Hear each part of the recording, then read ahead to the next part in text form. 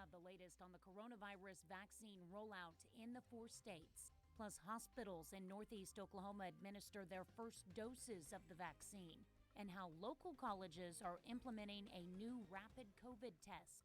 The 4 states most watched news starts now. Good morning and welcome to the KOAM Morning News. It's 5 a.m. I'm Tanya Bach. Coming up this half hour, the Carthage Tigers face off on the court against the McDonald County Mustangs.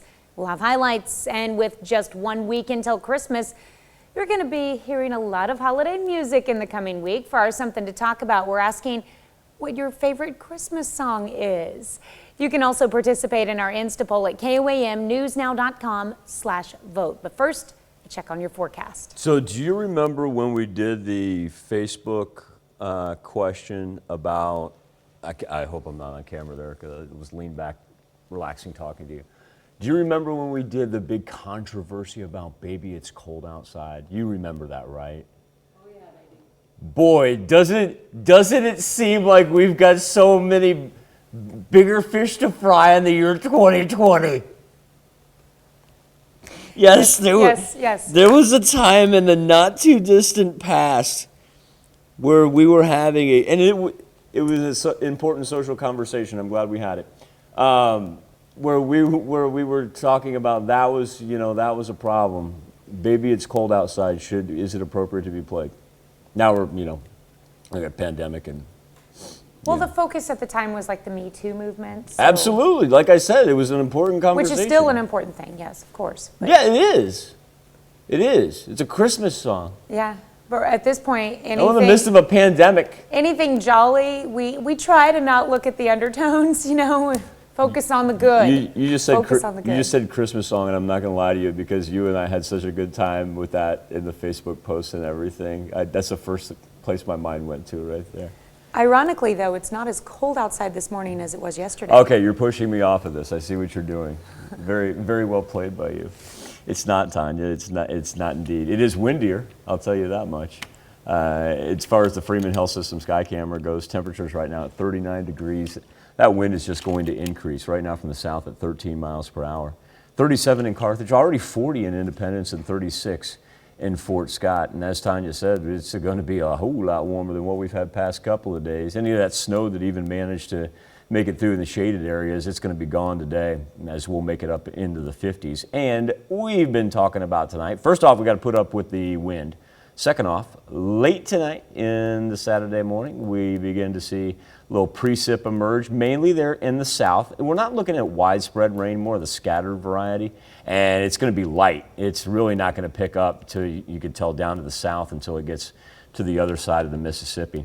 As far as what we're seeing on our 7-day forecast, it's hard to, this is funny to think when we talk about this. By the time we reconvene, that right-hand panel, not the Thursday one, but when we come back on Monday, we're going to have Santa's face up on there as we find ourselves just a week away from Christmas. Nice. Isn't that something else? You got the icon ready? Do you remember? Yes, you do. Can I be honest with you? Yes, you do. I may have put it in a day early, and it dawned on me this morning. I was like, "What? Oh my God! I put that on the Thursday panel. I got to hold on to it until next week." That's why it was on the front of my brain. To your defense, we start tracking Santa early, and he starts on Christmas Eve. That's right. That's right. I didn't think it would be fair, though, to throw Santa up on Thursday. But yeah, I accidentally did that this morning, and then I quickly had to erase it and say, I got to hold that until Monday.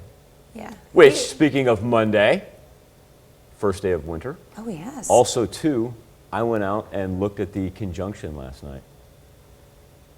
No telescope needed. Those things are so big. Nice. You want to remind everybody what that is? Okay. So we've got Saturn and Jupiter.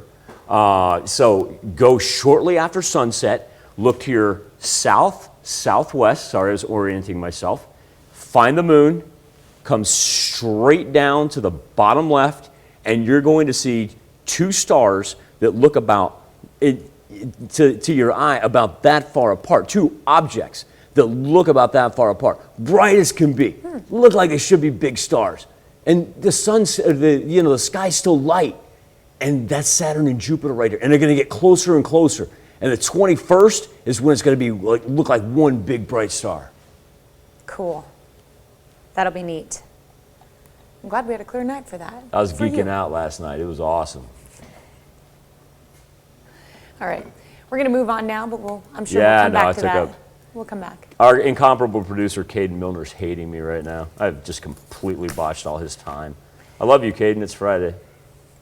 Well, more than 100 additional Joplin healthcare workers are vaccinated against COVID-19. Mercy Hospital vaccinated around 150 more employees yesterday. But it's been a long road to make that happen. Officials say they had been in contact with the state for several weeks about plans and had to rent an ultra-cold freezer to store the vaccines. And now they're focusing on employees who are the most at risk of getting the virus. Everyone that comes through the door is just, we see hope. We're, really ready. There's been a lot of work effort up to this point, so being able to get that many of our coworkers here and vaccinated has been a blessing. The hospital has now vaccinated more than 200 of its employees. Mercy Joplin is one of only 20 hospitals in Missouri to be a part of the state's initial distribution. Integris Hospital in Grove and Miami, Oklahoma received some of the first doses of the Pfizer COVID-19 vaccine in Oklahoma. Some physicians and staff members at the hospital received their vaccine yesterday. For these frontline heroes, it's a relief as they continue to fight the virus. I also am excited for myself. I don't want the ability to take this virus home to my family. I've got a wife, 2 young children. I've got a lot of family members who I haven't seen for months. In a news release, Integris officials said employees were eager to instill trust that the vaccine is safe for the public. The Joplin Health Department is reporting the deaths of 2 more Joplin residents who had COVID-19. The patients were a 62-year-old man and an 83-year-old woman. The latest deaths bring the city's total to 82. Nevada, Missouri's Cotty College is one of 28 Missouri universities using a new type of COVID-19 test. Over the last month, the Missouri Department of Higher Education and Workforce Development has been shipping thousands of test kits to colleges throughout the state. The Binax Now test is a rapid response test that lets users know almost immediately whether they've contracted the coronavirus. A Kansas sheriff's deputy is being sued for civil rights violations for running a suspect over with a police vehicle. The incident in August was captured on a police dash cam video, and the suspect is a former police officer himself. Greg Miller shows us what was caught on camera. Dashcam video shows the moment a Kiowa County Sheriff's deputy ran over Lionel Womack in mid-August. Deputies were chasing him for an alleged traffic violation. At one point, he got out of his car and started running. And once the sheriff's truck caught up to Womack, Deputy Jeremy Rodriguez ran over him. Womack, a former cop himself, was taken to the hospital that night, released, and then arrested. And he's been in jail ever since. But his wife, who's also a police officer in Kansas City, says she doesn't know why they were chasing him. Speaking to him, I don't know. Valid license, valid registration, valid insurance, not under the influence of any, drugs or alcohol or anything. Z. Womack says her husband was traveling through Greensburg on business and thinks this incident was excessive. I was also trying to put myself in that deputy's position just to see if I could find some justification as to why he felt the need to do what he did. All while trying to raise their 5 kids by herself. Next week is Christmas, and sorry. I just want it to be over. The Womacks filed a federal civil rights lawsuit claiming the deputy intentionally mowed him down. His attorneys say he was only running because he'd been pulled over repeatedly every time he drove through western Kansas. He is an African-American man, and he was really frightened that there were 4 police officers that were confronting him over a traffic stop, and that scared him. There's never going to be an excuse to pursue someone into a field with a sheriff's patrol vehicle, knock them down, and drive over them. We tried to get in touch with Kiowa County Sheriff Chris Tedder, but his staff said he wasn't in the office today. He also hasn't returned our email for comment. Womack is asking for the deputy to be fired and for her husband to be released. I want the whole nightmare to be over. I just want us to go back to our lives. The suspect is still in jail facing multiple charges, including eluding police and several misdemeanor traffic tickets. This is not the first legal problem facing the Kiowa County Sheriff's Office, however. The Kansas Bureau of Investigation conducted an investigation into a separate incident this summer. As a result of that, Kiowa County Sheriff Chris Tedder was charged with disorderly conduct. It's 5:07. Make it into the 50s today. It's going to be a windy Friday. Gusts of 40 miles per hour overnight. Little light rain emerging from the south. Should be done with it by mid-Saturday morning. This morning's top stories and weather in our first 7 minutes. Coming up on the KOAM Morning News, a Christmas special. Garth Brooks and Trisha Yearwood are performing a live holiday concert on CBS. I'm Danya Backus with the message that country music stars want to share. Plus, Pitt State men try to upset undefeated Missouri Western. We'll have highlights and why doctors are warning about the dangers of button batteries. You're watching the KOAM Morning News. More real news in the morning. We'll be right back.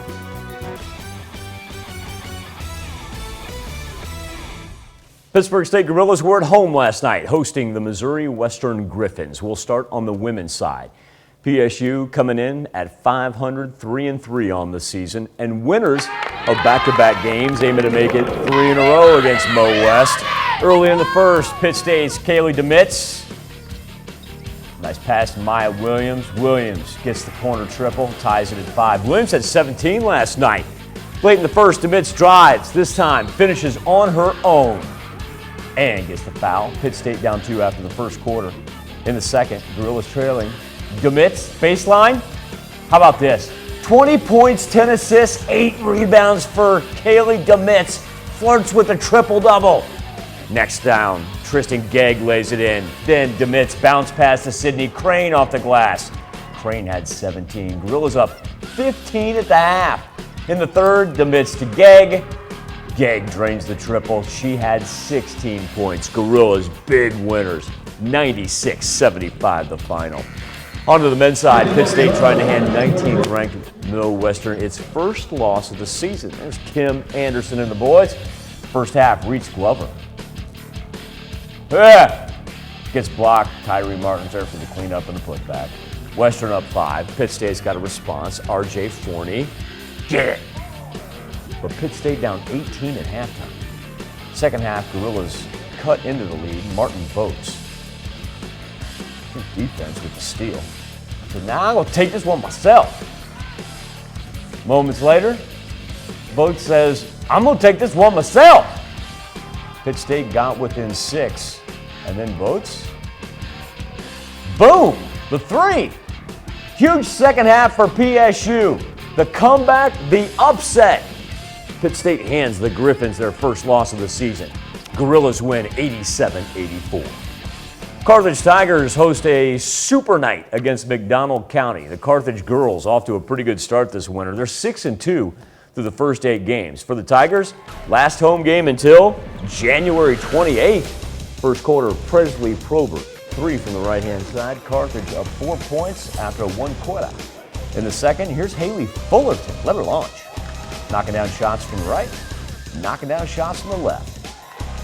Fullerton and the Tigers extend the lead to 14 by the halftime. To the third, Brenna Ream. Wow, that's a tough shot right there. And the foul. Tigers up double digits. Haley Fullerton. In the living room, into the bucket.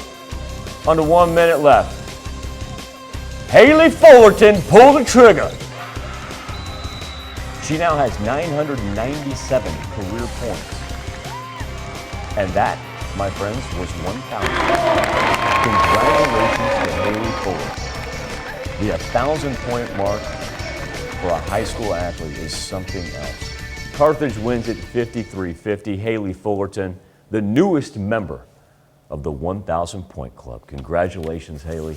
Hope you had just a wonderful night and a chance to reflect upon all those accomplishments. I did know I was 22 away, and it was a big thing, but I just went out there and played. I was really nervous. The 3 honestly didn't feel that good, but I went in, and that's all that matters. So it's amazing. It's truly an honor, and I couldn't get here without my coaches or team or parents or family and friends. Still to come on the KOAM Morning News, a major cybersecurity breach. No word yet from President Trump on what is shaping up to be possibly the worst cyber attack against the U.S. government in years. I'm John Roberts at the White House. I'll have that story coming up. And to check on our 7-day forecast when the KOAM Morning News returns. Up into the 50s this afternoon with mostly cloudy skies. Big factor is going to be our wind. It's going to come in 25 to 30 miles per hour, gusting in excess of 40 miles per hour. Coming in from the south, that's why we get a little bit warmer. 7-day forecast shows that we do have a chance for light, very light rain late tonight into Saturday morning. Done with that mid-morning, and then back into the 50s for Sunday, and setting us up for really a great start to next week. Now, speaking of Sunday, that happens to be the focus of our KOAM News Now Facebook page and Morning Insta Poll. As on this Sunday, country music stars Garth Brooks and Trisha Yearwood celebrating the holiday season. Danya Bacchus spoke with the couple about what to expect and how they're hoping their music inspires hope. Garth Brooks and Trisha Yearwood have been making music together for decades, and they're hoping this year their music has the power to heal. Everybody's tired of COVID. Everybody wants to be done with it, but we're not done. So our job is to say, here's how we can be together and be apart. Stay diligent, stay at home. The country music power couple is hosting a live holiday special on CBS from their home recording studio. With no set list, they are taking requests through the social media hashtag Garth and Trisha Live. Getting some participation, you're accepting requests from people who want to hear certain songs. How are you guys navigating all of that? We are not. We have no idea what we're doing. We have a rough list of about 15,000. I have they say in that space you can do somewhere between 12, 15 songs. I have 12 or 15 Trisha Yearwood songs I'm going to ask her to do. Even though this year the holidays will not be the same, they're focusing on the positive. Are there any traditions that you're looking forward to celebrating, and maybe any new ones that you're going to be incorporating, because this holiday is going to look a little different? The biggest thing we've done differently this year is decorate every square inch of the inside and outside of the house. I'm usually pretty subtle about decorating, but the house looks like a landing strip for an airplane. And they're hoping their concert special will help keep the holiday spirit alive. We're going to try to give you some an hour to escape and have a little joy and get out of what's happening in the world right now. Danya Bacchus, CBS News, Los Angeles. News Now Facebook page. Let us know your favorite Christmas song. Insta poll. Let us know what you think about Christmas music. Go to KOAMnewsnow.com/vote. Health Watch next. Topping Health Watch this morning, it's as small as a coin, but a big danger if ingested. Button batteries are common and found in many items. And with the holidays upon us, doctors are sending out a warning. Mandy Gaither has more. They're found in remotes, key fobs, toys, even some holiday cards. But button batteries can be dangerous if swallowed. This can be really fast. This can really critically injure a child and be fatal within a matter of hours. Dr. Manisha Agarwal has seen firsthand the dangers of button battery ingestions as a pediatric ER doctor at Children's Healthcare of Atlanta. It can very easily become stuck in the esophagus. And even though the button battery might not be working for whatever toy or remote control it was in before, it usually still has some charge left. And so when that charge is in the esophagus, it can injure it, it can start eroding through the tissue, and that is what can usually cause significant damage and make that ingestion so fatal and deadly. Each year, U.S. poison control centers get more than 3,500 reports of button battery ingestions. Stopping it from happening is simple. Keep button batteries out of sight and reach for small children. Check the screws on toys and devices children have access to, and keep loose batteries locked away. Finally, don't wait if you think your child may have ingested one. The most important thing you can do is to go immediately to your closest emergency department. Don't delay care. For today's Health Minute, I'm Mandy Gaither. For any questions, parents can call the National Battery Ingestion Hotline or contact Poison Control. Well, new research of more than 130,000 hospitalized patients in France shows COVID-19 causes more severe disease than the flu. Death rates were 3 times higher in COVID patients, and they also required more intensive care than flu patients. That's a look at some of today's top health stories. You're watching the KOAM Morning News. Well, I'll tell you what, that wind out there is already getting on it. It's about 15 to 20 miles per hour pre-sunrise. Speaking of sunrise, that'll happen at 7:27. And as we get into the noon hour, we're going to see gusts of 40 miles per hour. Mostly cloudy today, but can't complain about the temperatures as we make it all the way up into the low 50s. Now, we've got some rain that's going to develop late tonight, early Saturday morning. Not going to amount to anything and going to be pretty sporadic. Not everybody is going to see the raindrops. little chilly on Sunday. First day of winter, though, all the way up into the 60s on Monday. Be back with more KOAM Morning News right after this.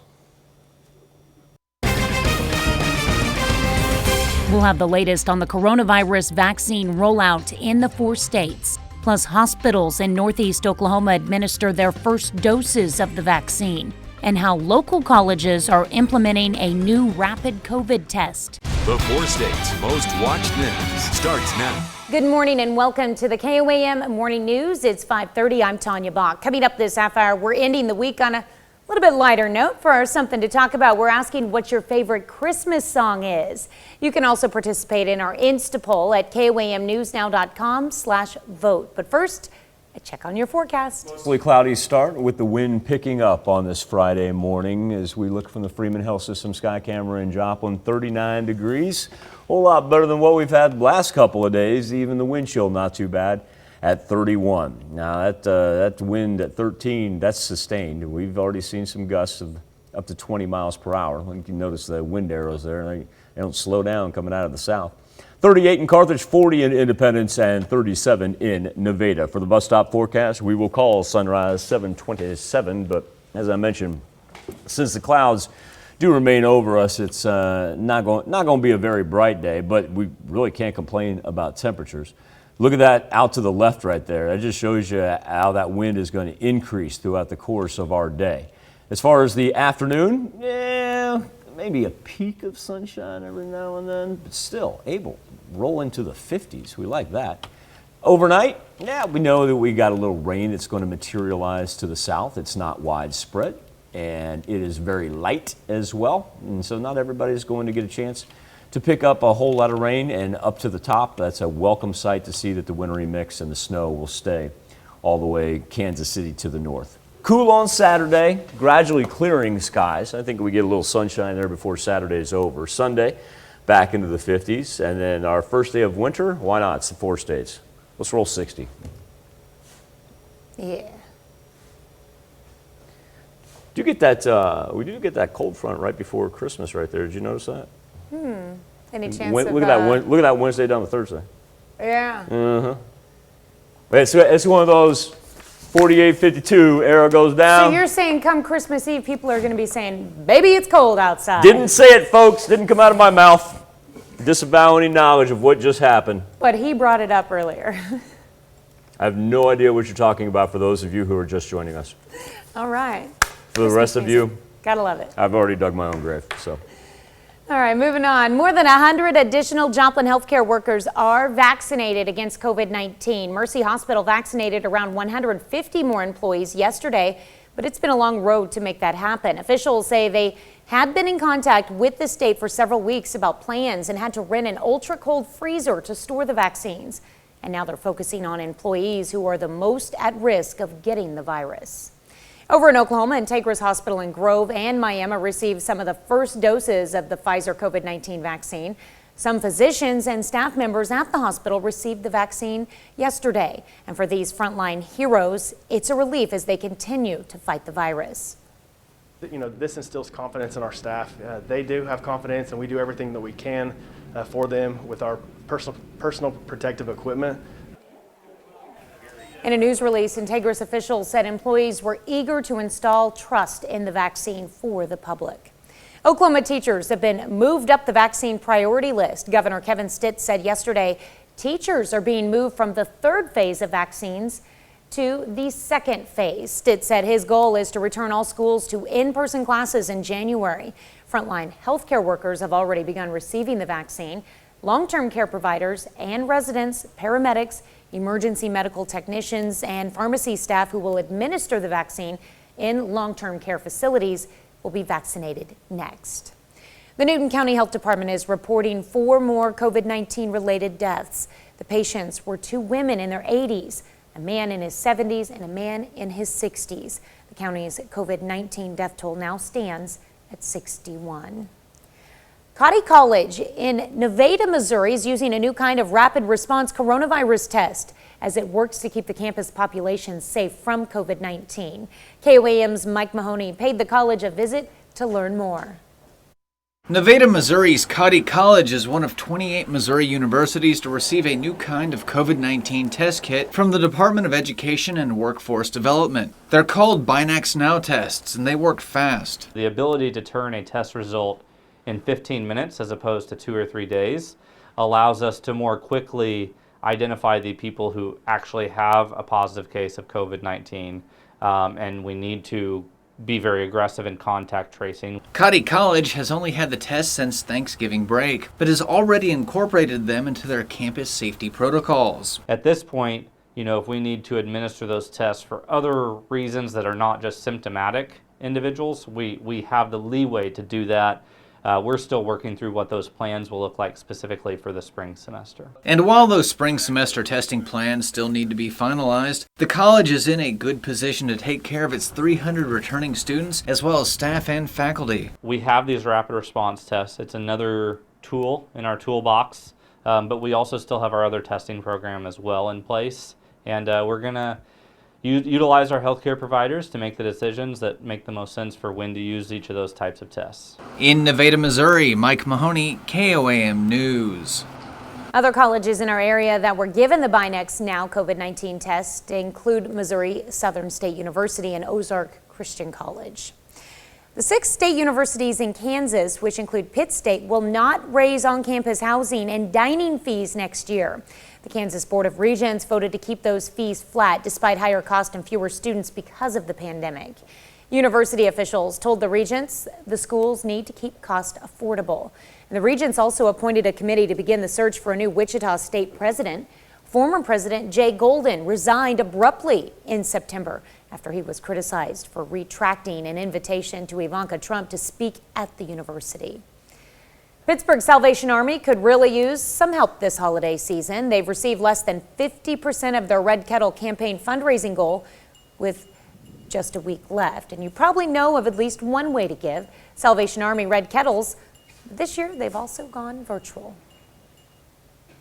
So people can give online, even if they're not getting out of their homes. We have virtual kettle online that they can give to. We have the scan codes on our kettle sites. You can find links to give in this story on our website at KOAMnewsnow.com. That's a look at our top news stories. Coming up this half hour in the KOAM Morning News, we'll take a look at some fun STEM activities you can try with the kids at home. Plus, the latest on what officials are calling the worst cyber attack on the U.S. government in years. But first, it's 5:37. It is going to be a windy Friday. Now, temperatures make it up into the mid-50s. That won't be too bad. A little light rain late tonight. Pretty scattered, not widespread, and nothing severe. Cool weekend, but hey, not too bad coming off of our wind chills that have been in the teens past couple of days. World Watch is next. Topping World Watch, the Homeland Security Department is warning of what it calls grave risk to the federal government and other institutions following hacking intrusions that even infiltrated the agency that maintains this country's nuclear weapons stockpile. The hacks are being blamed on Russia and attributed to vulnerability in software from a company in Texas. John Roberts has more.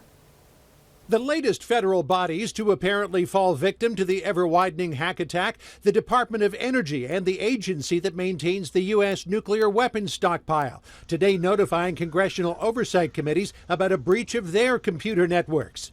In a new alert today, the Cybersecurity and Infrastructure Security Agency warning the hack poses a grave risk to the federal government and state, local, tribal, and territorial governments, as well as critical infrastructure entities and other private sector organizations.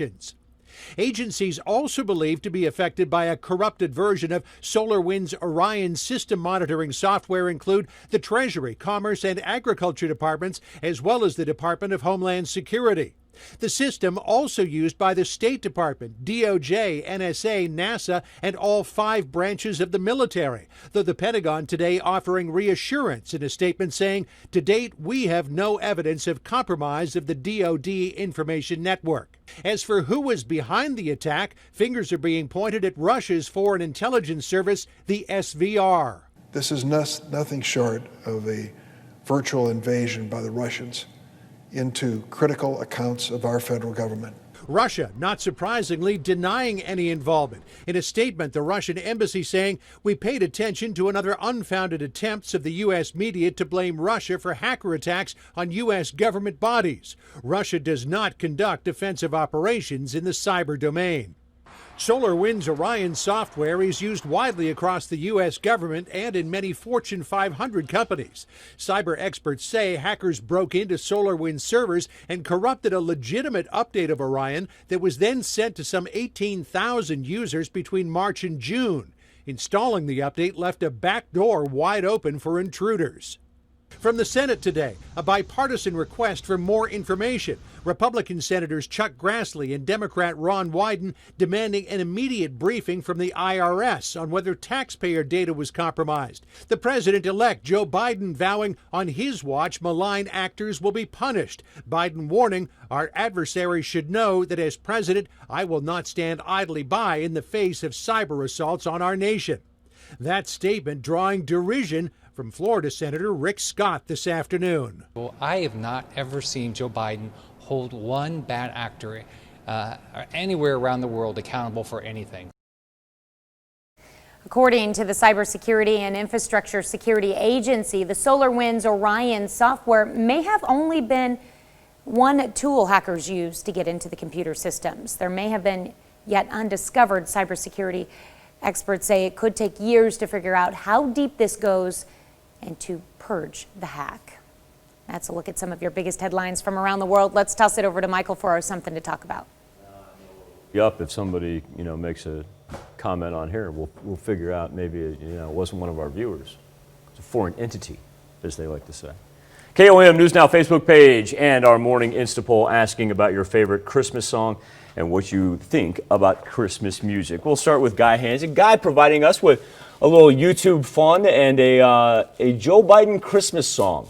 Okay, you can click on that if you'd like. Cheryl Calhoun, she likes White Christmas. Rick Norton, I'll be home for Christmas. But Rick says, love most of them. Good morning, Pittsburgh and KOM. Merry Christmas, everyone. And good morning, Rick. Becky Mangarelli says, I love them all. My coworkers, not so much. I bailed them out all day and can't sing a lick. My favorite, probably Jingle Bell Rock. Becky, tell you what, if they get tired of it, you come hang out. You come hang out at KOAM. We'll make sure we're socially distanced, and you can just belt out Jingle Bell Rock all day long here in the studio. Morning Insta poll. Yeah, do you like Christmas music? Simple enough. 46% of you say you like it, and I like this. 37% like some song. 12% of you just not in the mood this year. Completely understand. We'll be back with more KOM Morning News right after this. Here's a check of today's top headlines, the news you need to know before you head out the door. FDA Commissioner Stephen Hahn says the agency will work rapidly to approve emergency use of Moderna's coronavirus vaccine. That's after an advisory panel of doctors and scientists voted Thursday to recommend approval of the vaccine. It would join Pfizer's in the nation's war against COVID-19. More than 100 additional Joplin healthcare workers are vaccinated against COVID-19. Mercy Hospital vaccinated around 150 more employees yesterday, but it's been a long road to make that happen. Officials say they had been in contact with the state for several weeks about plans and had to rent an ultra-cold freezer to store the vaccines. And now they're focusing on employees who are the most at risk of getting the virus. Integris Hospital in Grove and Miami, Oklahoma received some of the first doses of the Pfizer COVID-19 vaccine in Oklahoma. Some physicians and staff members at the hospital received the vaccine yesterday. In a news release, Integris officials said employees were eager to instill trust that the vaccine is safe for the public. Nevada, Missouri's Cotty College is one of 28 Missouri universities using a new type of COVID-19 test. Over the last month, the Missouri Department of Higher Education and Workforce Development has been shipping thousands of test kits to colleges throughout the state.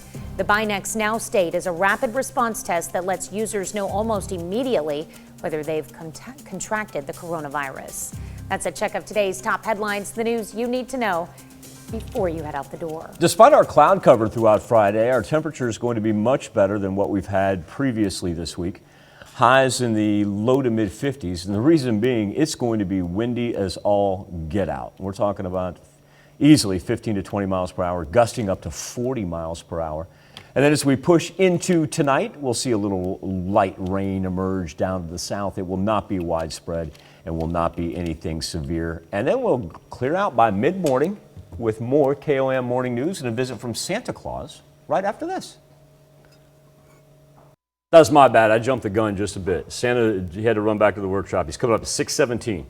So if you want to grab the kids and let them know the big man is going to be here at about 6:17. I'm going to give him weather on the 7s because I get out of, when Santa says I need a time during your show, I get out of the way. Anyway, the reason why Santa's coming on is because of our notes to the north. And what we've been able to do is make sure that all our good, if not great and excellent, 4-state kiddos can go to KOAMnewsnow.com, sit down with them when they do this, and on the right-hand side, you'll see Santa's picture. You just click on it, and it's easy enough as filling out a form. Thank our friends at the Christmas shop for hooking us up with Santa and bring him to you virtually. And like I said, he's going to make an appearance here coming up at 6:17. KOAM News Now Facebook page this morning and our Insta poll. We're talking Christmas music. What's your favorite song? And if you like it in general. We'll pick back up with Donna Thompson, who says Silver Bells. I'm coming back to you, Bucky. Will Badia says, Merry Christmas, everyone. Say Merry Christmas, Will. He loves I Want a Hippopotamus for Christmas. Once it gets stuck in your head, you don't have a choice, Will. I'm with you, man. James Jacobs goes with Rocking Around the Christmas Tree.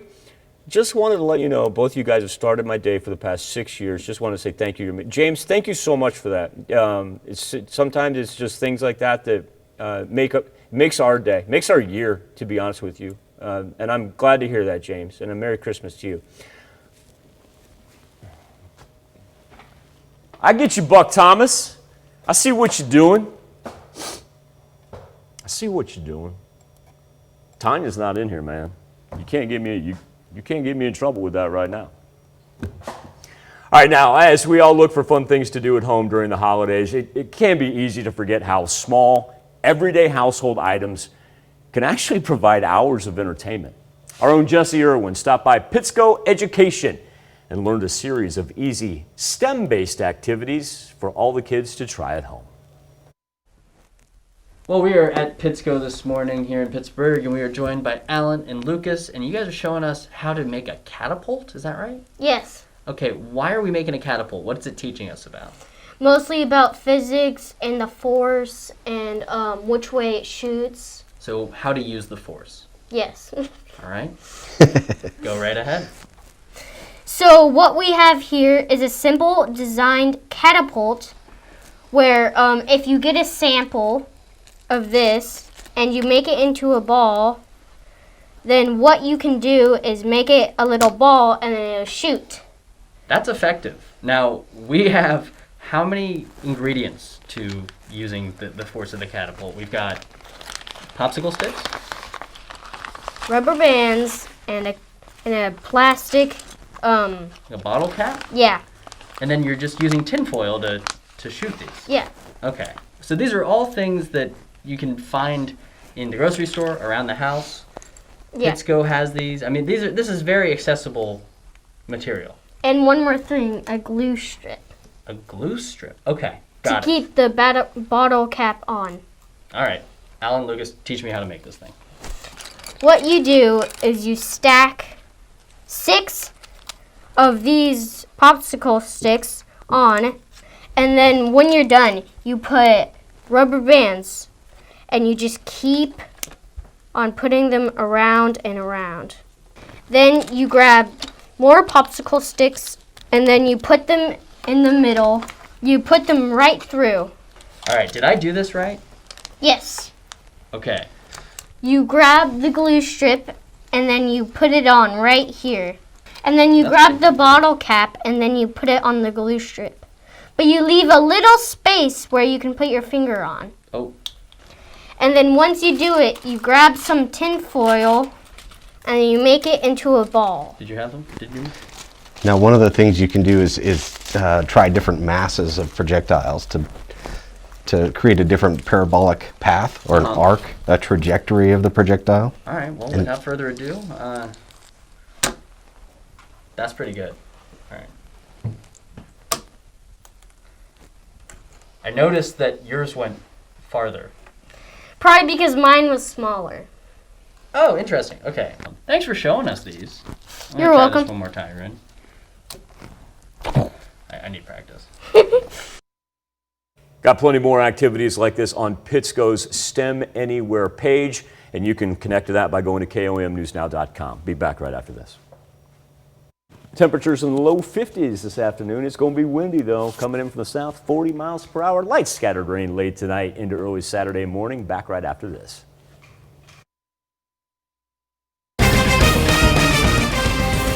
We'll have the latest on the coronavirus vaccine rollout in the 4 states. Plus, hospitals in Northeast Oklahoma administer their first doses of the vaccine, and how local colleges are implementing a new rapid COVID test. The 4 states' most watched news starts now.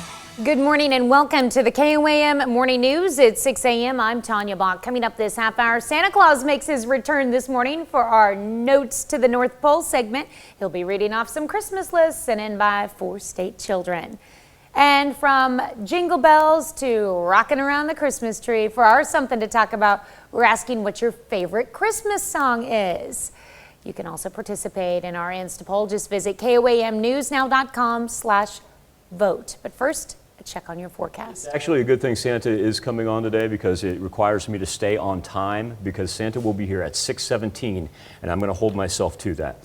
SKYWATCH storm tracker is dry, but mostly cloudy. Nice thing that does is keeps us from falling below the freezing mark. We're already sitting at 39 from the Freeman Health System sky camera in Joplin. We've got a bunch of 39s out there, so a whole lot better than the freezing points that we've seen earlier this week. Sunrise at 7:27 on the bus stop forecast. Watch out for the wind. Tell the kiddos, hold on to that hat because it is going to keep on coming in. And watch the left-hand portion of your screen. That shows the intensity of the wind. It's slowly creeping, from west to east right there. So we'll see gusts of 40 miles an hour this afternoon. I'm surprised we don't have a high wind advisory. Those actually stay out to our west.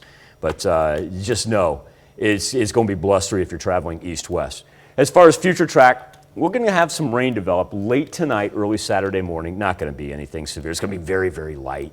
Look at that thing just kind of sprint through right there. So don't let that affect any of your Friday night plans. And should be gone by mid-morning Saturday. A little peak of sunshine Saturday afternoon. Sunday 50, first day of winter, which is Monday for the solstice, all the way up to 60. All right. I like that warm-up for the first day of winter. Crazy. No complaints here. It's been a little chilly in the morning. So. Crazy. All right. Thanks, Michael. More than 100 additional Joplin healthcare workers are vaccinated against COVID-19. Mercy Hospital vaccinated around 150 more employees yesterday, but it's been a long road to make that happen. Officials say they had been in contact with the state for several weeks about plans and had to rent an ultra-cold freezer to store the vaccines. And now they're focusing on employees who are the most at risk of getting the virus. 2 rural Northeast Oklahoma hospitals gave out their first doses of the vaccine yesterday to their frontline workers. Hospitals in Grove and Miami say having the vaccine available is a sign of hope. William Blanchette has more. The Integris Grove Hospital says most of their caregivers who got the vaccine today have been working on the front lines since the pandemic started. Staff at Integris Grove Hospital are calling it a monumental moment. I'm not needle shy, but I can't lie. I actually did pass out once from a finger stick in my 20s, so I make no promises. But just like all the other caregivers who got their first shot of the Pfizer vaccine, Dr. Philip Williams did just fine, as it only took seconds. All right. 100 workers got injections at the Grove Hospital and 75 at Integris Miami. It wasn't mandatory, but Dr. Williams, who practices family medicine at Grove, tells me he felt it was the right thing to do. Since I'm seeing people every day face to face, I feel I have a duty to make sure I'm protecting them as much as I possibly can.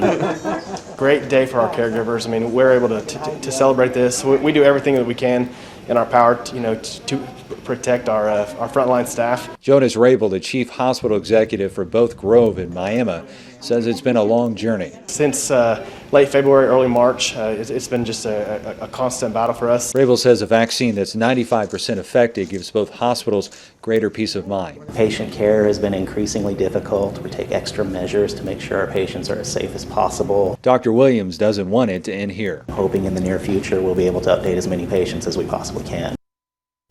Well, today, Integris will administer 100 more injections in Grove and 75 more in Miami. Nevada, Missouri's Cotty College is one of 28 Missouri universities using a new type of COVID-19 test. Over the last month, the Missouri Department of Higher Education and Workforce Development has been shipping thousands of test kits to colleges throughout the state. The Binax Now test is a rapid response test that lets users know almost immediately whether they've contracted the coronavirus. The ability to turn a test result in 15 minutes as opposed to 2 or 3 days allows us to more quickly identify the people who actually have a positive case of COVID-19, and we need to be very aggressive in contact tracing. Other colleges in our area that were given the Binax Now COVID-19 test kits include Missouri Southern State University and Ozark Christian College. Missouri gas prices are at the highest average level in more than 3 months. Statewide, the average price of gas is $1.90 a gallon. While that's a slight increase over the last few months, it's still lower than Missouri drivers were paying this time last year, about 31 cents a gallon less. The national average price per gallon is $2.20. Joplin Spiva Center for the Arts is giving you a chance to pick up a gift for the art lover in your family. Spiva is hosting its holiday bazaar in the upstairs gallery. You'll be able to find lots of handmade items from Joplin artists and artisans, all under $150. We have so many different mediums in there right now, and a lot of them are just really interesting. So we have some encaustic, which is waxwork, and it's stunning. We have some really interesting glass pieces. We have jewelry and pottery. There's woodworking. There's a little bit of literally everything. Spiva Center for the Arts is located at 222 West 3rd Street in Joplin. Neosho school officials break ground on a new storm shelter for the middle school. The shelter is funded through a bond issue voters approved this summer. This is part of the Next Step initiative that was passed in June. The 5,500 square foot shelter will double as a learning and professional development space, but it's primarily about safety. You know, I know our students are thankful, our staff that can not worry about, you know, how do we get kids into restrooms or basements or, the places where we tried to shelter them in the past. But construction of that $2 million shelter should be finished by the start of the next school year. 6:07. Absolutely love to hear that that's going on in Neosho. So important right there. It's going to be a windy Friday, but the thing about the wind coming in from the south, going to feed us temperatures up into the 50s. Slight chance for rain late Friday night into Saturday morning. Not widespread, nothing severe, and then we cruise into the weekend staying in the 50s. That's a look at this morning's top stories and weather in our first 7 minutes. Coming up on the KOAM Morning News, Santa returns this morning for our Notes to the North Pole. He'll be reading those listened in by 4-state kids, plus the challenge of a pandemic during the holidays.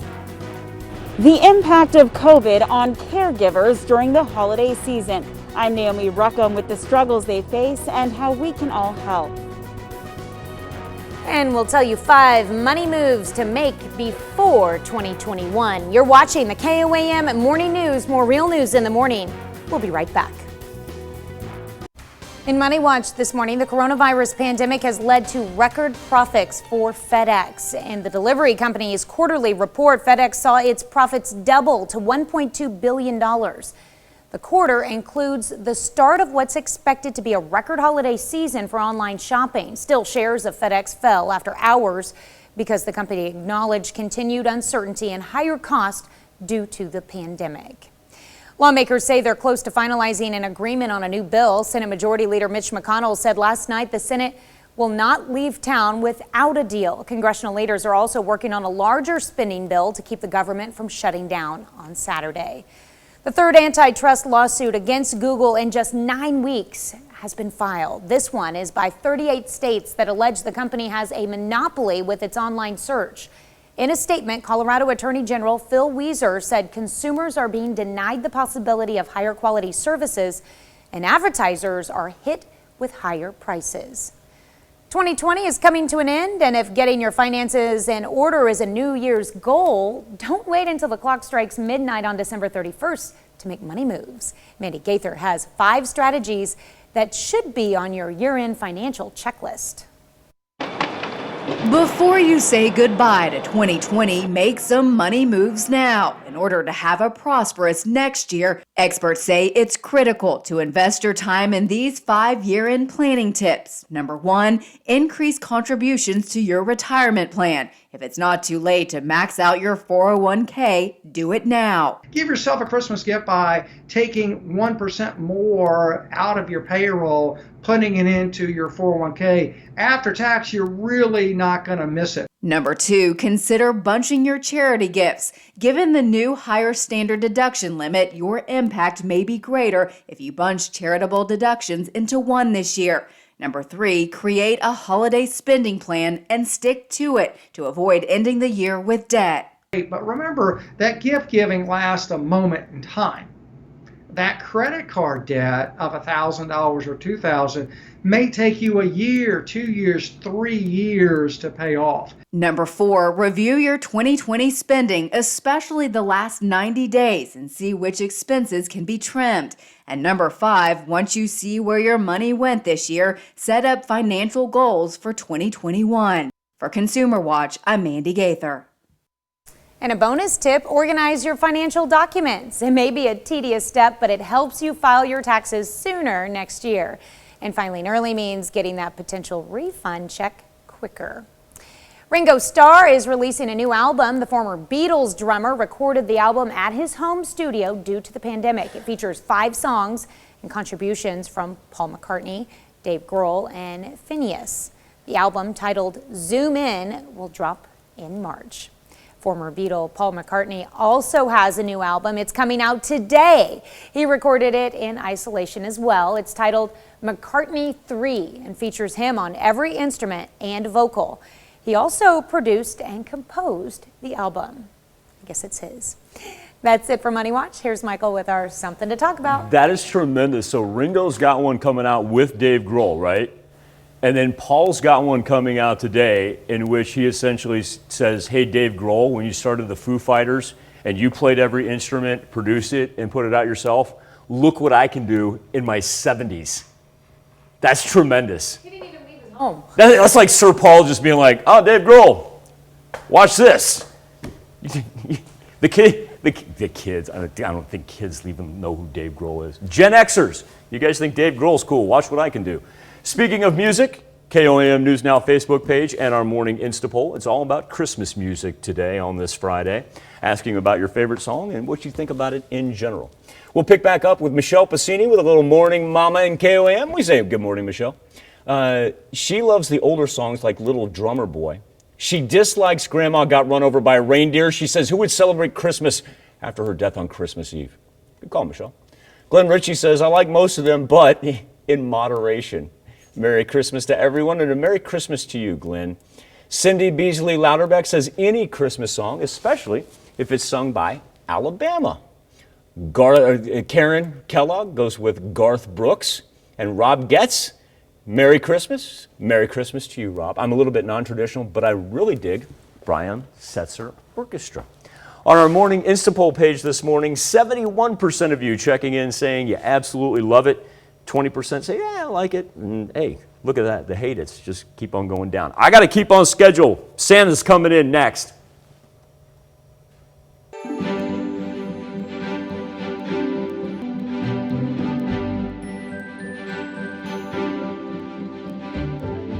Welcome back to the KOAM Morning News. Now, we've been leading up to Christmas with what we call Notes to the North Pole. And it's great to hear what all the 4-state kiddos may have on that wish list just in time for Christmas. And so what we were able to do, thanks in part to our friends at the Christmas shop, is actually bring in a special guest.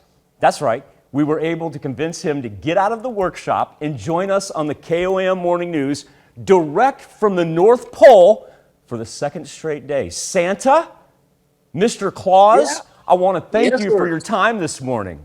You're welcome, Michael. I'm glad I could come back. Now, I know you've got a list from a couple of kiddos, but before we get there, I've actually got questions. They've got wish lists. I do my part as a journalist. I ask questions. Do you have time for that? Yes, I do. Go right ahead. Well, I got a question from Matthew, Matthew in Pittsburgh. And I never thought about this. Thank goodness Matthew's a really forethinker. You know, not every house has a chimney, like Santa Claus. I don't have a fireplace in my house. Question is, how do you get into houses without chimneys? I can't give away all my secrets. Let's just say that it's Christmas magic that I use when I get to the houses that don't have a fireplace. I completely understand trade secrets being kept close to the vest. I got a question for you, Santa, as far as the reindeer go. Kiddos love the reindeer, right? Well, Hayden, she asks, how fast do reindeer fly? My reindeer are a little special. I think most reindeer can fly, about 50 miles an hour. Yeah, but we have a special food that we feed the reindeer that pull the sleigh, and they can fly about 650 miles per second. Wait, did you just say 650 miles, not per hour, you said per second? Per second. That's about 3,000 times the speed of sound. Hey, I know you got to get back to the workshop, but once again, I'm gonna beg you for just a little time. Do we have time to run through some Christmas lists? Sure. Well, I tell you what, Hayden just asked that last question about the reindeer, so I'll give Hayden the floor here. I think she's in Pittsburgh. Did she let you know what's on her wish list? Yes, he did. Yes, he did. It was kind of a short list, but anyway, Hayden is wanting a iPhone 12, iPad, and a dirt bike. I like the fact that Hayden went high tech, but then also said, I can go old school. Hey, I got another one for you, Santa. We got Matthew in Pittsburgh. He actually started off our question segment, and I understand you have his list as well. I sure do. I sure do. This year, Matthew is wanting an Xbox, a Stickbot 3, a remote control helicopter. A remote control helicopter? Yeah, those are so fun. That's pretty cool. Hey, can we run out to Carl Junction really fast? Sure. I understand Dempsey sent you a letter as well. Yes, he did. He sent me a letter with his wish list, and he's wanting Mario Legos and games.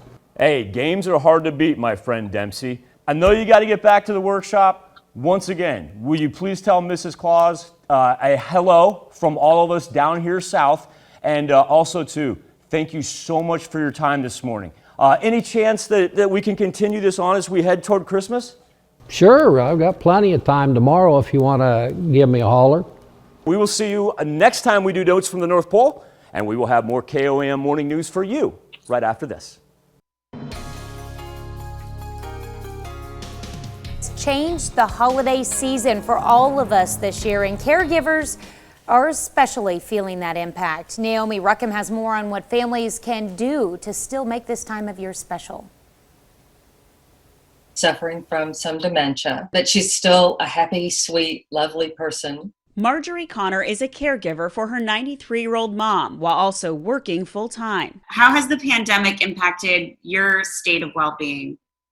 Well, I'm in a constant state of stress, that's for sure. I'm constantly worried about the people in my household remaining safe and healthy. A new AARP survey shows 44% of caregivers say the pandemic has had a negative impact on their mental health. Their care recipients are also having a negative impact on their mental health. So they're facing that challenge of being isolated and having more isolation. Amy Goyer with AARP says the holidays add a lot of pressure. 77% of caregivers say the pandemic will affect their plans. For Marjorie, that means not seeing a lot of family. Thinking we're going to put the dining room table on the front porch and seat everybody really far apart. AARP suggests talking with loved ones about doing phone calls or video chats or sending greeting cards. Focus on what is most meaningful for the holidays, adapt your traditions, and create new traditions. I inherited all of Mom's decorations, and we put up our blow-up dogs out front, and we watch Christmas movies with Mom. Marjorie says a thoughtful friend just sent her a gift certificate to order dinner. If you have friends who are caregiving and they have a front porch or a back porch, go over and have a glass of wine with them, or a cup of tea, or coffee or something. Just don't let caretakers get isolated, because we do.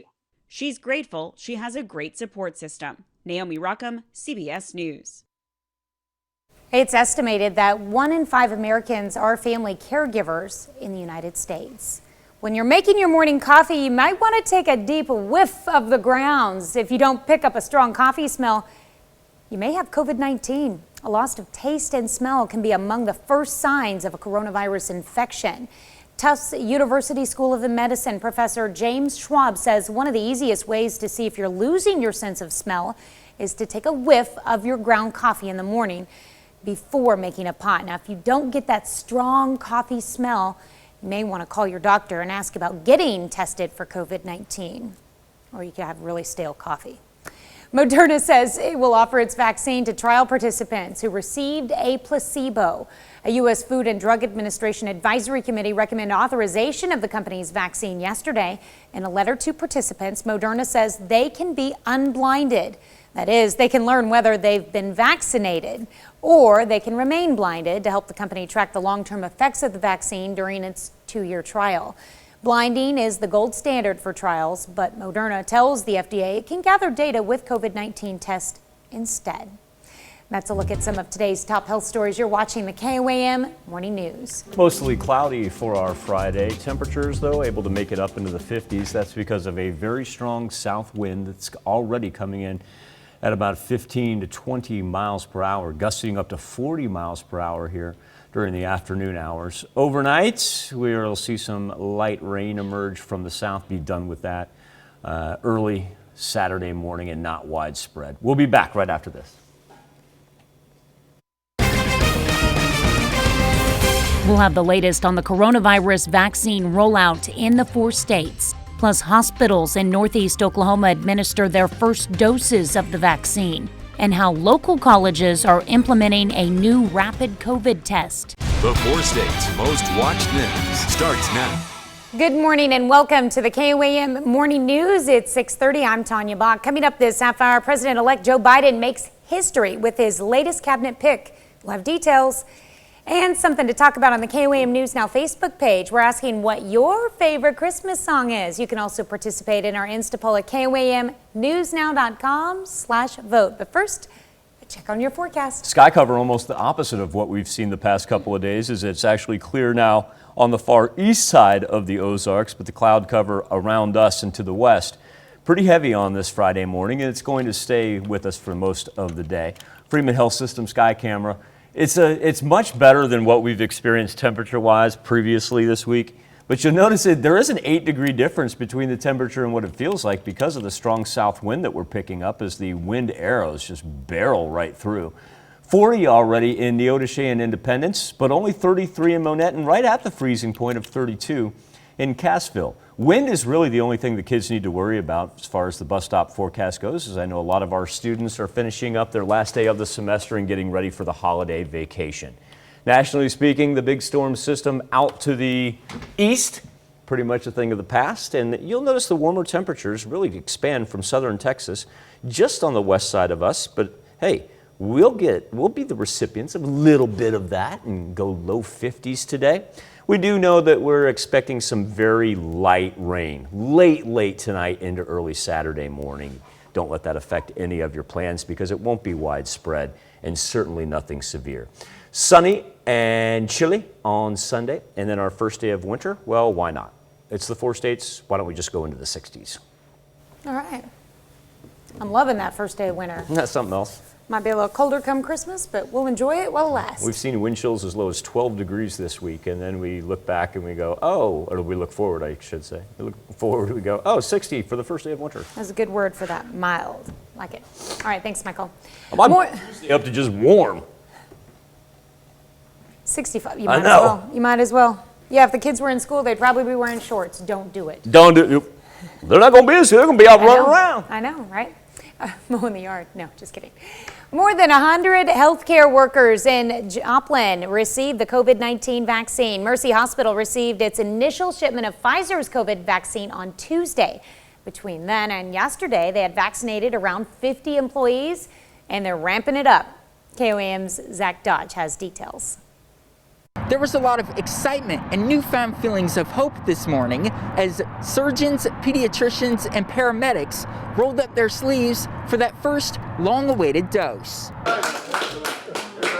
William Bolus, a paramedic and ER doctor, was the first today to get that dose. No, it's kind of the first of the first, but I say it's a positive thing until proven otherwise. Everyone that comes through the door is just, we see hope. We're, really ready. Mercy is one of only 20 healthcare providers in Missouri to be part of the state's initial distribution, receiving around 1,900 doses directly from Pfizer just days after the FDA gave the vaccine emergency approval. It's been weeks of planning that's taken place to really be able to bring this to fruition. In preparation, the hospital had to rent an ultra-cold freezer capable of storing the vaccines that require sub-zero temps and arrive in a bed of dry ice. When we do place it in our ultra cold freezer, we do have 6 months to be able to utilize that, but we're hoping to use it much sooner than that. Usually within 10 days is our plan. Once they're ready to give it, they just have to worry about timing, since the vaccine is only good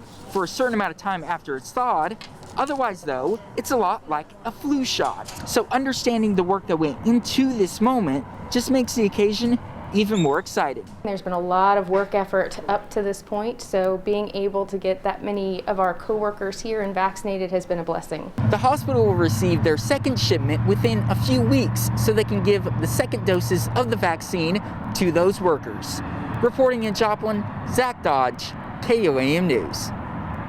More than 200 healthcare workers at Mercy have now received their initial dose of the vaccine. The hospital says they haven't had any reports of serious adverse reactions.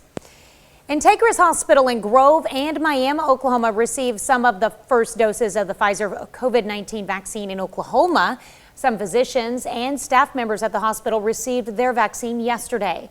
In a news release, Integris officials said employees were eager to instill trust that the vaccine is safe for the public. Nevada, Missouri's Cotty College is one of 28 Missouri universities using a new type of COVID-19 test. Over the last month, the Missouri Department of Higher Education and Workforce Development has been shipping thousands of test kits to colleges throughout the state. The Binex Now test is a rapid response test that lets users know almost immediately whether they've contracted the coronavirus. Well, the Missouri Lottery plans to limit how many tickets individuals can buy in one day. The Lottery Commission voted yesterday to ban the selling of more than $10,000 in tickets to one person in a 24-hour period. Former Governor Eric Greitens' administration removed a previous cap as part of an effort to reduce government regulation. Officials acknowledge that individual buying $10,000 worth of tickets is rare, but they say the change could stop someone from trying to bypass the system by buying a large number of tickets to win a major prize.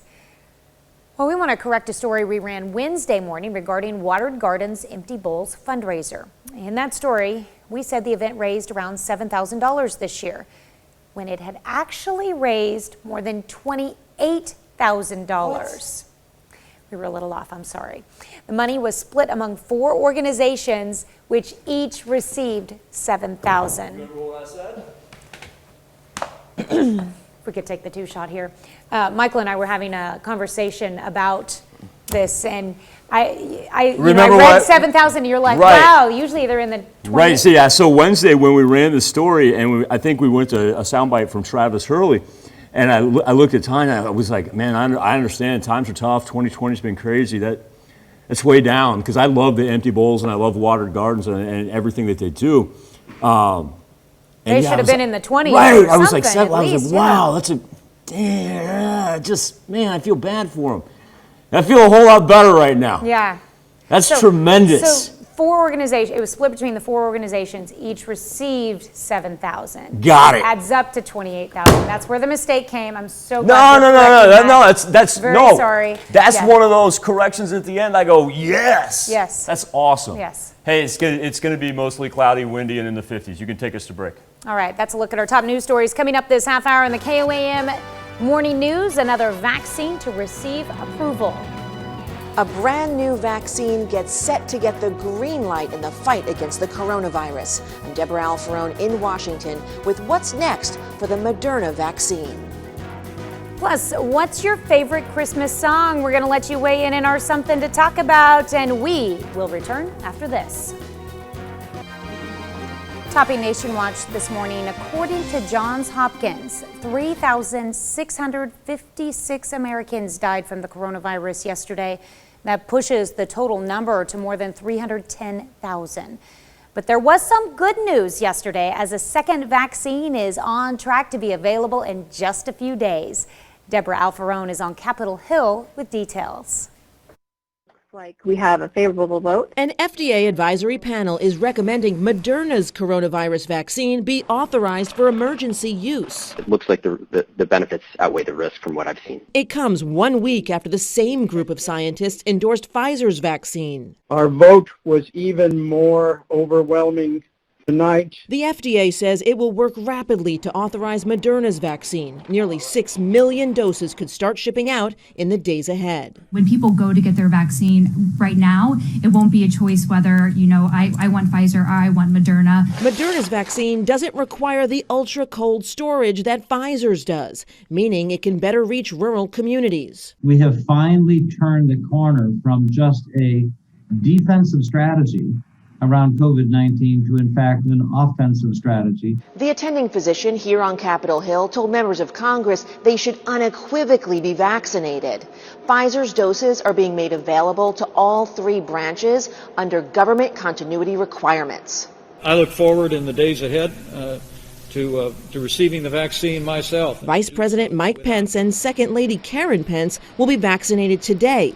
President-elect Joe Biden will get his as soon as next week. I don't want to get ahead of the line, but I want to make sure that we demonstrate to the American people that it is safe to take. Federal officials hope 50 million Americans will have gotten at least their first shot by February. Deborah Alfarone, CBS News, Washington. Well, the Vice President and the Second Lady will get vaccinated on camera to promote the safety and efficacy of the vaccine and build confidence among the American people. Surgeon General Jerome Adams will also be getting a shot. President-elect Joe Biden will nominate New Mexico Representative Deb Haaland as Interior Secretary. If confirmed in the Senate, Haaland would be the first Native American cabinet member in U.S. history. That's a look at today's top national stories. Let's check back in with Michael for our Morning Talker. Hey, Tanya, I was checking out the storm there on the northeast. It's just about done, so that's good news for them. Now we can transition to our Something to Talk About on the KOAM News Now Facebook page, Christmas music, asking what your favorite song may be and how you feel about it in general. We'll pick up our comments with the KMA, who says, anything by Bing Crosby, Oh Holy Night at the top, but nothing beats Bing and Sinatra's collab on White Christmas. Murray Dugan says, White Christmas as well, my favorite, although I do like most of them. Least favorite, though, she says, 12 Days of Christmas. And Rocky Cunningham, Blue Christmas by Elvis. First dozen times I hear it, which I'm always sad is before Halloween. I'm so mind-numbingly burnt out on every auditory assault in the spirit of Christmas, I can only listen to talk radio. Come on, man. Rocky, I'm with you. That's every now and then when somebody else is in the car, I will actually turn on music. Other than that, yeah, I'm doing the same thing you are. KOAM News Now Instapoll this morning. Our numbers right now have 78% of you say you love it, 17% say, yeah, I like some songs, and they hate it. That percentage just gone down all morning long, now down to 5%. You can take part. Go to KOAMnewsnow.com/vote. We're going to come back, celebrate birthdays and anniversaries to wrap up our week right after this. We take this time to honor today's four-state hero, Sergeant Billy Parrish, who joined the United States Marines in 1998. He served as a non-commissioned battalion officer and received several awards, including a Humanitarian Service Medal. His hometown, Crestline, Kansas. We are proud to salute Billy Parrish, our four-state hero.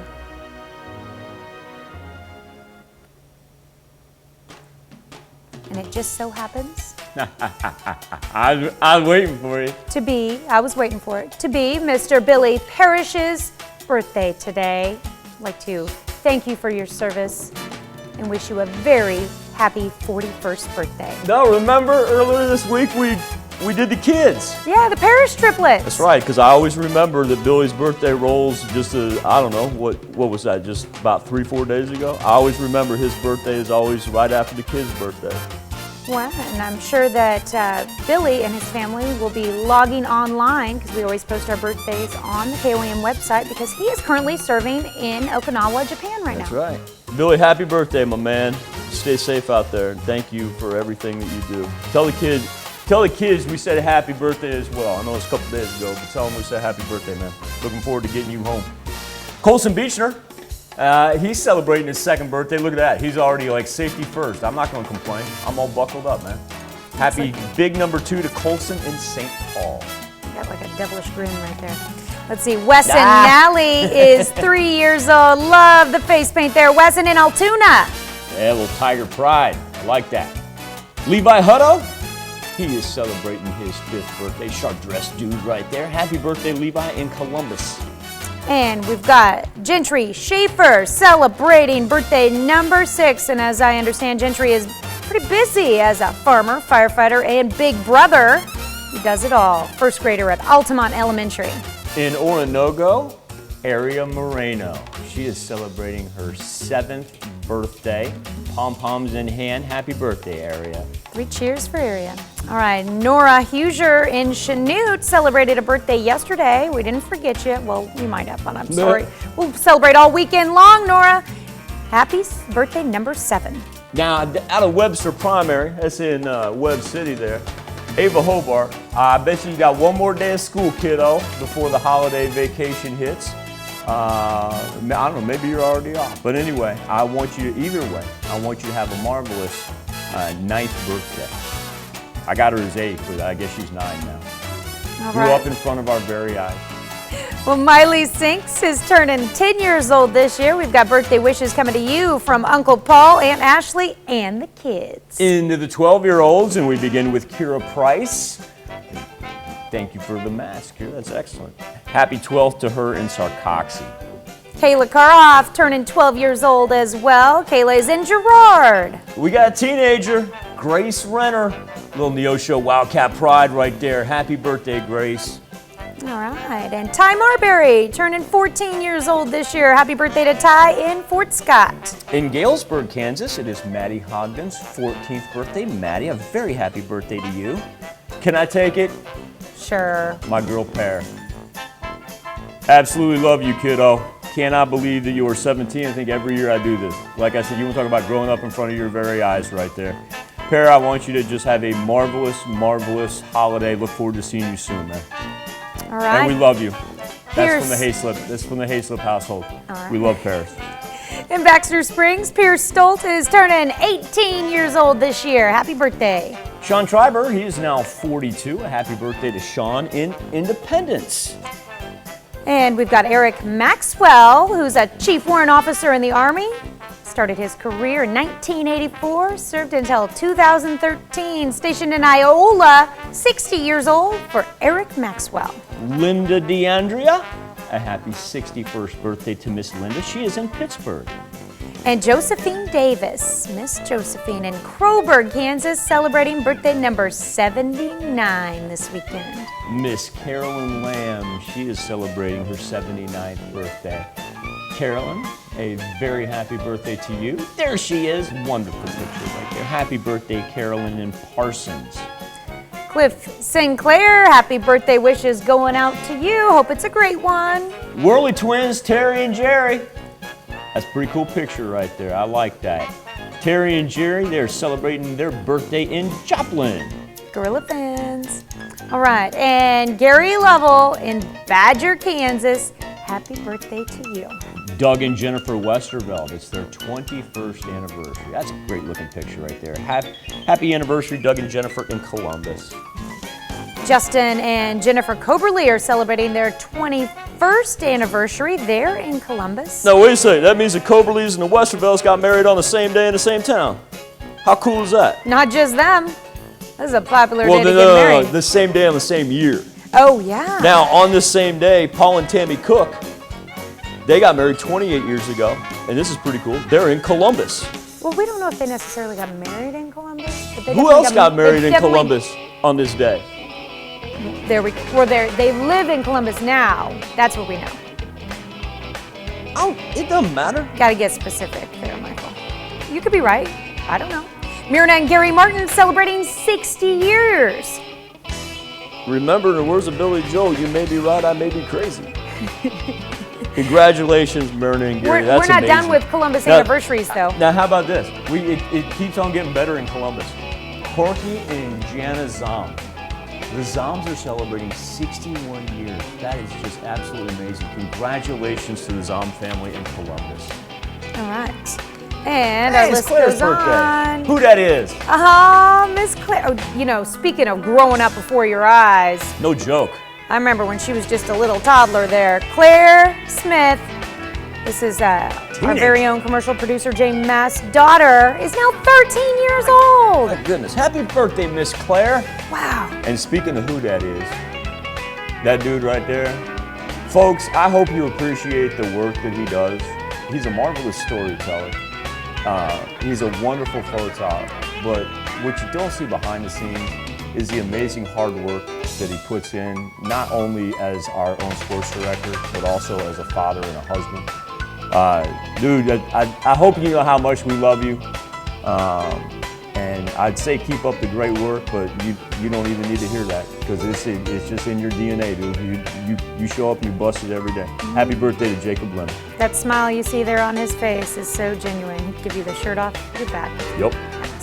Sabrina Graham, a happy 26th birthday in Iola. This birthday wish comes from your favorite grandma. Sherry Jones, a happy birthday in Galena. And Mike and Hillary Evans, they're celebrating their 16th anniversary in Columbus.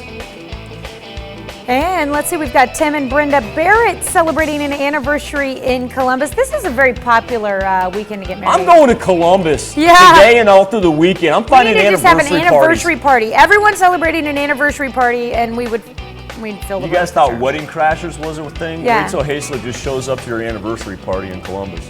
Did we get Tim and Brenda Barrett? Yep. And Kylie Freeman, 25 years old for Kylie in Columbus, celebrating a birthday. And in Pittsburgh, Sherry White turning another year older. I'm gonna come back.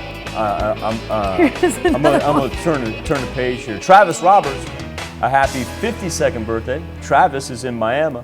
And I want to wrap it up with Wayne and Juanita Dobkins. A happy anniversary to the Dobkins family. And I want to wrap it up with them because they're in Columbus. Bus, Bach and Hayslip, we're coming for you in those anniversary parties this weekend. We'll be back right after this. Well, I'll tell you what, I hope you had as much fun as Tanya and I did here on the KOAM Morning News on this Friday morning. And don't forget, coming up on Monday, we're going to have a return visit from the man in red. That's right, Santa's going to join us again. And you can still do our Notes from the North on KOAMnewsnow.com. I want you all to have a great, safe, wonderful Friday and a marvelous 4-state weekend. We'll do this all again on Monday morning. And we're going to do it again today at noon.